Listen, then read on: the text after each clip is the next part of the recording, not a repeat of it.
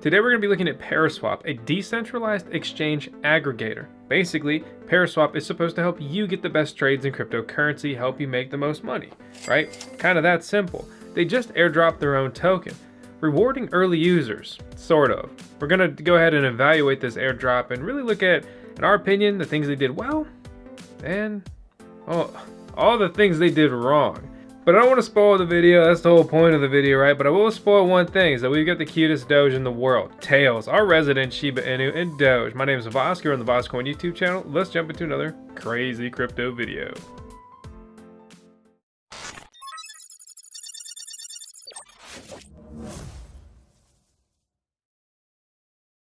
So you want to earn passive income mining crypto, but did you know that there's a ton of scammers selling ASIC miners? Yeah, which is the best way to earn passive income with cryptocurrency. Luckily, there's Compass, who not only sell ASIC miners, but they'll also connect you with co-location facilities, basically mining farms that will host your miners for you, and you just earn the rewards. Learn more about mining Bitcoin with Compass with the link in the video description below. So we're looking at Paraswap today. We've touched on Paraswap before, but let me lead with some interesting pieces of Paraswap. How about the fact that it's on 4 different blockchains? Paraswap is a decentralized exchange aggregator, a DEX aggregator. It crawls different decentralized exchanges and it's supposed to find you the best deal. Paraswap also maintains their own liquidity, which technically makes them a decentralized exchange as well. For example, Paraswap Pool 3, Paraswap Pool, linked down in just this quick example right here. All this takes place through MetaMask, which is very easy to use. So let me just show you just a quick example here of what a trade looks like on Paraswap. So say I want Cake, the biggest decentralized exchange on the Binance Smart Chain, and I want to go ahead and swap. I click swap, it goes through all these different details. It's pretty straightforward. It shows the order routing, basically where did they find the best deal, and estimate the transaction fee. It's estimated to be 53 cents. I'm not sure what I just clicked here, but that's what I wanted. Maybe I did 0.01 Cake or something, but you know, this shows what we want to deal with. Then you get prompted in MetaMask and you can go ahead and complete that. We have a full video guide on what MetaMask is, how to set it up and get started if you're totally new to this. But the summary is that it's easy. Take a deep breath, slow down, you can do this. And you're like, well, I don't want to use the Binance Smart Chain, man. I just like Ethereum. Okay, that's fine. Let's click over to Ethereum and let's run through that one. So let's just say I wanted to swap 0.1 ETH on here and get 573 USDT. I could go ahead and swap that. That would cost me a whopping $89. Because of that, just to kind of drive home the fact that Ethereum sucks with these gas fees lately, I'm not going to go ahead and complete that. And you may be thinking, hold on, wait a minute. Hold up, wait a minute. What's all these different blockchain things? So basically, you can just Google how to add Matic to the MetaMask wallet, and then you withdraw coins, say Matic, on the Matic blockchain. I have video guides on how to get started with MetaMask on Matic, which is also Polygon, or the Binance Smart Chain, and yeah, you guessed it, another one for Avalanche, which we're going to talk about here shortly. But what we can do here is just go ahead and complete a transaction. So what I'm going to do is I'm going to trade one Matic for one Wmatic, which is really just Matic traded on top of this blockchain here. So I'll go ahead and swap it. You see all of the estimated fees, price impact, and things like that. So I switched over to Avalanche C-Chain in MetaMask. Now I'm switching over to Avalanche on Paraswap. And so just to double check here, I'm on the C-Chain, I'm on Avalanche. So let me see what's going on here. A little refresh always does the body good. So what's the coin that's likely to go up from here on Avalanche? So some people would say that would be Joe. So let's say I want some Joe tokens. Just nothing crazy here. We just want to grab one Joe. And Joe is basically the biggest and booming decentralized exchange here on the Avalanche blockchain. So I can go ahead and put that trade in. Avalanche transactions are not free. It's getting a lot of transactions now. It's getting a lot of buzz, a lot of growth. But 47 cents is nothing. Absolutely nothing compared to $89 on the Ethereum blockchain. So again, we complete a transaction just like that. That easy, that straightforward. And this is all that Paraswap is as a service. Hey guys, it's Ms. Vosk, and I'm here today to talk to you about a token based around NFTs, memes, and the metaverse. So this one is called Big Dog. BDOG is a BEP20 token, which means it's on the Binance Smart Chain, and it trades on PancakeSwap. Big Dog Token is looking to build a metaverse social network, so users can sign up and create their own Big Dog characters. Each character is a unique NFT and it comes with a social profile and stat and experience points. XP is obtained from playing minigames, engaging in social activities, and building your reputation in the community. They also have PvP and growth play modes. The first game will be an Olympics-themed game where winning players will receive BDOG as a reward. BDOG can be used for purchasing NFTs, game items, and gifting to other community members. They also plan to have real-world goods available for purchase in the future. Big Dog was audited by Quill Audits, where no high or medium severity issues were found. Check out the link in the video description below to learn more. This is not financial advice. The next day. So let's talk about the PSP token to make Paraswap even more efficient and decentralized. Is that really true, Paraswap? So, since its first days, Paraswap has been at the forefront of decentralized finance, or so they say. I wouldn't agree with that at all. But Paraswap was a relatively early decentralized exchange aggregator, right? But 1inch blew right by it. Uniswap, more popular decentralized exchange, and again the main blockchain deployment here was Ethereum for both of those. However, we look at 1inch real quick. What do you see? What do you see besides the fact that Unisys are banned? So 1inch supports multiple blockchains here: Ethereum, BSC mainnet, Polygon network, Optimism, and Arbitrum. Okay, and they're on their road to decentralization and all of that. And now we click back over to Paraswap. Notice that it's not available in my country anymore. Something to keep in mind. But basically, since they launched their token, they've banned US citizens, unsure of really the route for that moving forward. Which is really disappointing. Since I had recorded the first half of this video, I've been banned from finishing it in the second half. So you see it's picking up on my jurisdiction right there. And so let's say I want to connect the wallet. And when I go to connect, it says it appears you're using an unsupported area, right? And so let me just make a quick trade here. So let's say I want to get 1 wheat. I can't. Like they just don't let me. I'm not allowed to use this. I have used a VPN, so I put my MetaMask on my Opera browser, and I came to Paraswap and I made some trades. So you can just use a VPN and get by this. But the fact of the matter is that if you're banning US citizens, you're not that decentralized. Sorry. So anyway, we look at their tokenomics, their token distribution here. They say 51% of the ecosystem, 5% to the team, 18% more to the team, 2.4% to pre-seed investors and advisors. So that comes out to around 20 right there, 10% more to the team, and 14% more to seed investors.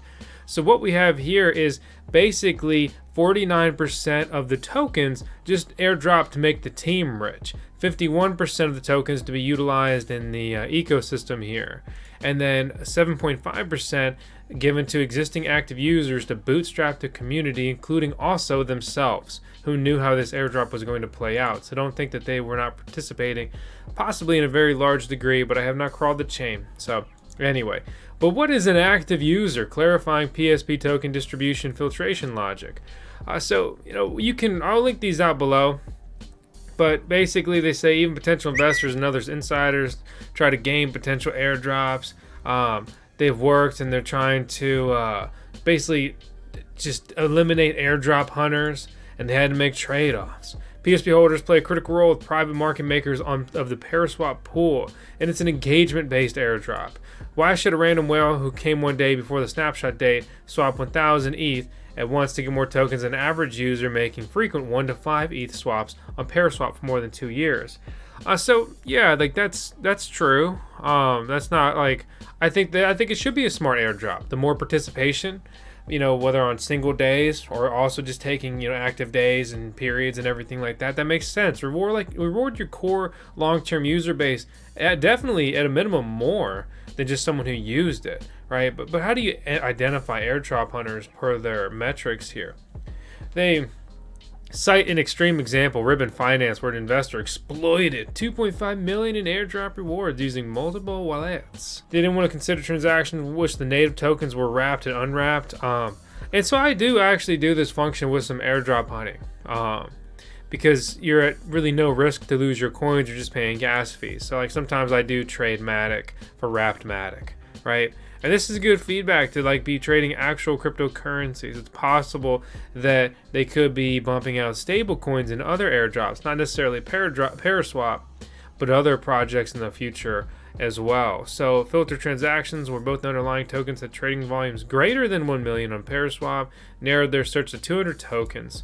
58 on Polygon, 43 on BSC, and 20 on Avalanche C-Chain. Looking at the wallet here, they look at the behavior of random user addresses that trade on Paraswap. They quickly stumbled upon some airdrop hunter addresses here. These addresses were not real users, but most likely operated by airdrop hunters. There are quite some projects like Zapper, Zera, and MetaMask that have integrated us, but they don't have a token yet.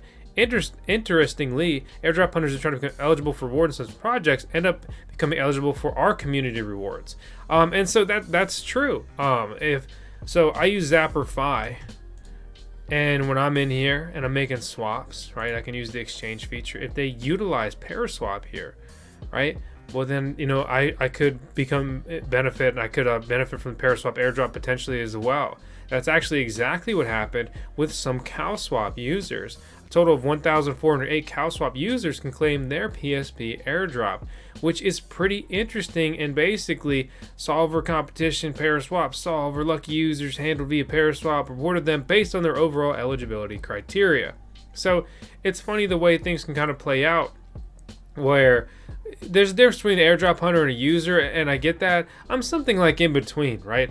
I consider myself an airdrop hunter, but not like an abuser. I try to use a lot of different services and up-and-coming things, again, like zapper.fi to level up, because I hope they do drop a token. The difference between me using Paraswap now is the fact that there's no incentive. I don't even have the PSP tokens, and I just legitimately use Paraswap. But there is an incentive for me to use zapper.fi with a potential drop. There is an incentive for me to use the swap feature in MetaMask for a potential MetaMask drop, which is looking more and more likely. It's a weird kind of slippery slope, and how do you kind of grab that initial interest? You lead with an airdrop, but then you provide further incentives. Hey guys, it's Miss Vosk. Today I'm here to talk to you about today's video sponsor, MobileCoin. MobileCoin markets themselves as a sustainable cryptocurrency that's fast and simple enough for everyday private payments.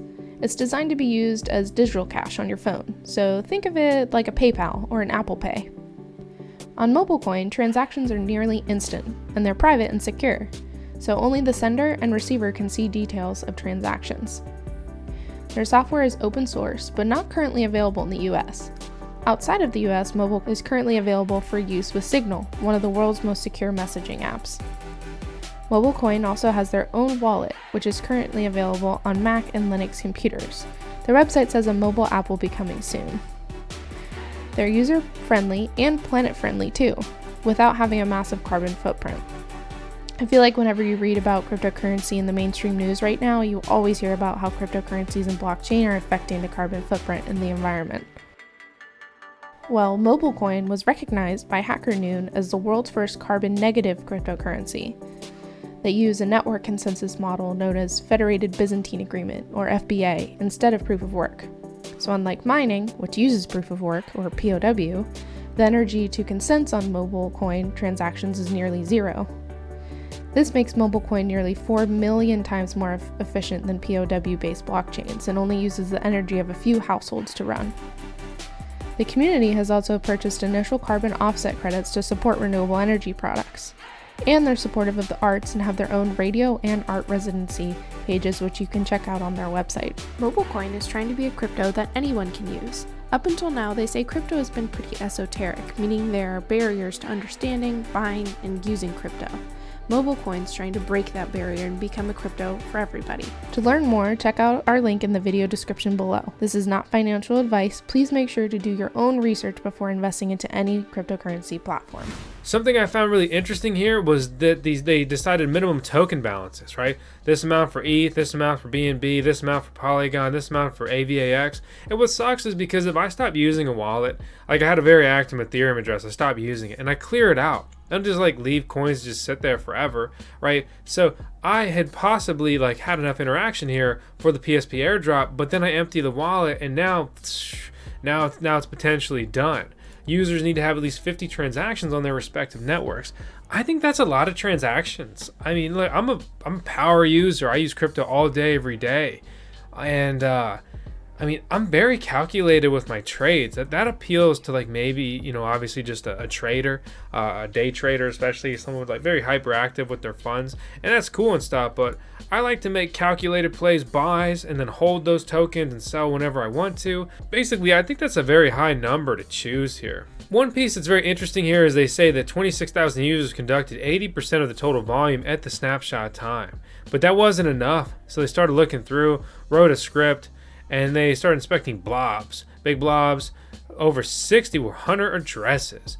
But at what point do like you also reward a very active airdrop hunter? Because, and what exactly, you know, technically is that?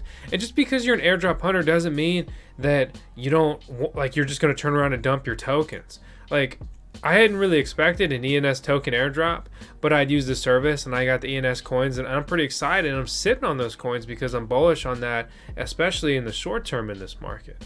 So, you know, as always, time will tell, but the summary, especially like you crawl their Twitter and stuff, I'm not happy with this, and most people are not happy with the Paraswap airdrop either. And instead of being very exciting and engaging, most people just feel boxed out, and it's disappointing. It also should serve as a reminder that if you are going to hunt some airdrops, technically not being an airdrop hunter, we may want to get those swaps up, maintain minimum balances. It's very interesting feedback, and I do like that they at least published an elaborate article here to kind of quell the concerns of, oh, you just wanted to, you know, pump your own bags entirely, as opposed to, well, this is how they pumped their own bags. So then personally, what decentralized exchange aggregator am I going to use moving forward? Well, to be honest, I get awful trades with the MetaMask swap. I always get, they take a huge cut. The trades are just bad. The MetaMask DEX aggregator is the worst by far. I mean, just run the numbers, do some trades yourself. You'll see I always get lower amounts. It's they're scalping like crazy with it.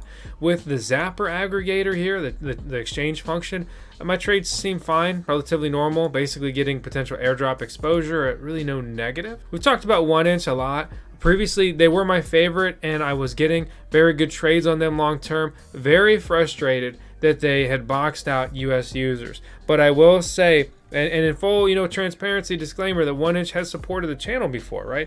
But what is cool, and I made my video slamming them regardless of that, because it's beyond frustrating. I don't have the article handy offhand, but basically 1inch is launching an additional cryptocurrency exchange or DEX aggregator, but they also function as just a full-feature decentralized exchange, but geared literally just for US citizens. I don't really know how that works or why that makes sense and how that's all that decentralized, but it is on the horizon, something to kind of know and be aware of. Other prospective airdrops we've touched on and I think are really likely here would be things like zapper.fi, based out of their vaults and basically leveling up and doing the daily tasks, everything like that. A lot of projects come out of Rabbit Hole or are connected. There's a clear theme here. Rabbit Hole mainly supports the Ethereum blockchain, so let me switch back over to Ethereum. So you log in, you can see the level here. They prompt you to do these skills and get basically rewarded. You see the projects, and so basically you should be interacting with all of these that have not dropped their own token yet. But at this time, most of those have happened, but a lot of these have been recent airdrops. Like, again, Bright ID, which we talked about and encouraged everyone to participate with. And all those people got thousands of dollars for free. So as always, crypto is super fun, exciting, exhilarating, everything in between. So, hey, all you can do is try. As always, I appreciate you guys. I hope you guys found this video fun, informative, everything in between. If you did, smash that subscribe button, hit the thumbs up, leave a comment, let me know what airdrops you're hunting right now. Are there airdrops we should be looking at, or maybe even projects we should be pressuring for an airdrop, like OpenSea, OC token. Where are you at? Buying and selling NFT on OpenSea. You don't want to miss that one either. All right, guys, I'll see you tomorrow. We're posting daily. Please be advised, there are scammers impersonating us on multiple platforms. I don't want your money, I just want you to smash that subscribe button. Everything in this video is for entertainment purposes only. That means it's not financial advice.